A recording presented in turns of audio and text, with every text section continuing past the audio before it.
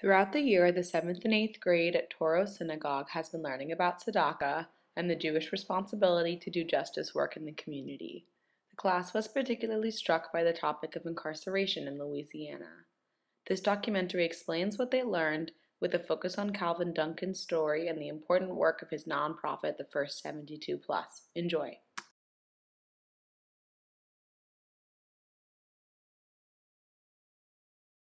What do you think happens to people after they leave prison? Like, what is given to them, or what is their experience like? You mean like directly after they leave, like as they're leaving? I think all they get back is the stuff that they came in with. Do you know what happens to people after they leave jail? Well, that's a good question. They're supposed to be on strict parole, and some of them they give a bracelet to, but that doesn't always work. I don't know the percentage, but plenty of them just go back to the same life. Do you know which place has the highest incarceration in the world? I do not. It is Louisiana. I would think that. Yeah. It's not shocking, actually. Do you know which place has the highest incarceration rate in the world? What state or place? Louisiana? This shows the incarceration rate for Louisiana and how it doubles the national average for incarceration in the United States and is almost 5 times Iran's incarceration rate.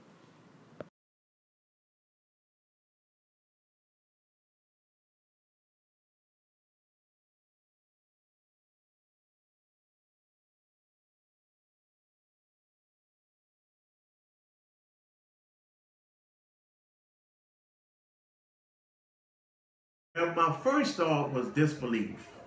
I told my auntie, I was actually out of town in California, and my auntie called me and told me, Calvin, you're on the news wanted for murder. And I said, no, that's impossible.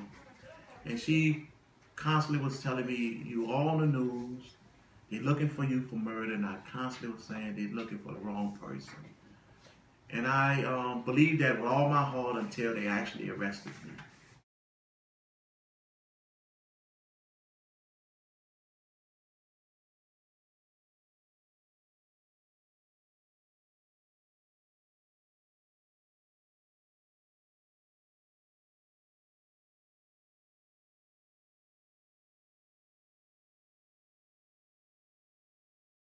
That was the most happiest day of my life when I was released, because I never thought I was going to get out of prison.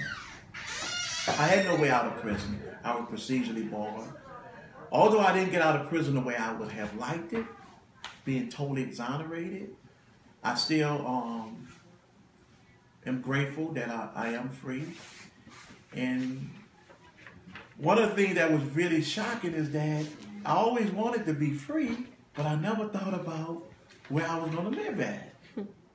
That was so I'm happy being released, and on the way home, my lawyers from the Innocent Project picked me up at the front gate, and so I'm leaving the prison, happy, and now I'm thinking about where I'm going to live at.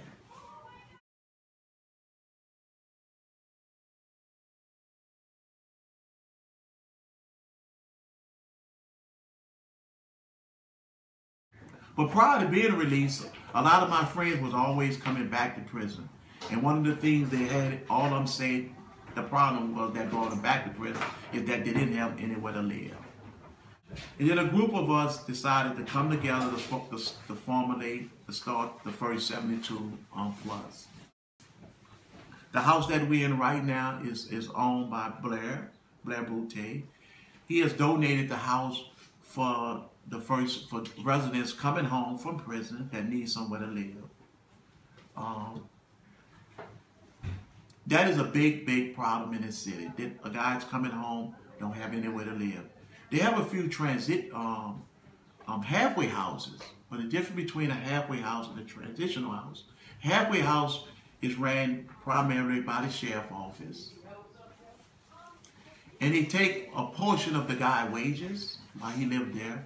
Our transitional house is a wraparound system within the first 72 hours, we help them get their identification so they could move around the city freely, get a job, apply for a job. And after the first 72 hours that they're home, within the first 72, within those first 72 hours, what we do is provide them with a place to live, food, counseling, and after that the third day, we start his reentry process. We give him lots of counseling. If he has a medical issue, we make sure that we tend to his medical needs. If he has if he had a drug problem that sent him to prison, we actually team him up with some rehabilitation program. But we want the first 3 months to be his time to decide what he's going to do for the rest of his life.